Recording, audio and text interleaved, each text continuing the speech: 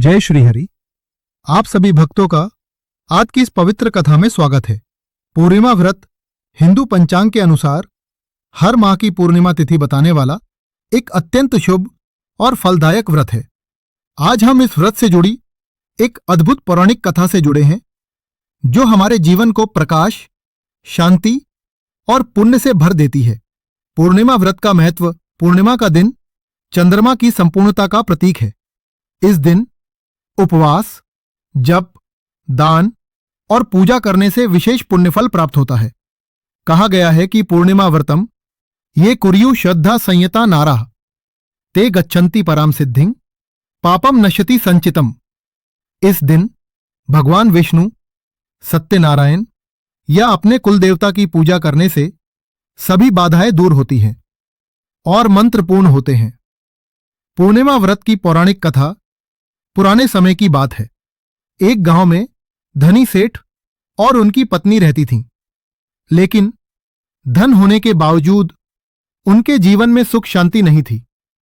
उन्होंने कई उपाय किए, कई व्रत किए, लेकिन जीवन में दुख ही बना रहा। एक दिन एक संत अपने घर आए। उन्होंने कहा, सेठ जी, आप पूर्णिमा व्रत रखिए और श्रद्धा से भगवान सत्यनारायण की कथा सुनिए, आपकी सारी खुशी समाप्त हो जाए। सेठ जी और उनकी पत्नी ने बताई व्रत की विधि, पूजा की और कथा। कुछ ही समय में उनके जीवन में सुख समृद्धि लौट आती है। उनका व्यापार बढ़ा, घर में शांति आई और संत प्राप्ति का सुख भी मिला। तब से ये व्रत जन जन में लोकप्रिय हो गया है। कहा जाता है कि जो व्यक्ति इस व्रत को सात्विक मन से करता है उसके सारे कष्ट दूर हो जाते हैं और जीवन में सौभाग्य, धन और स्वास्थ्य का अभाव हो जाता है। व्रत करने की विधि।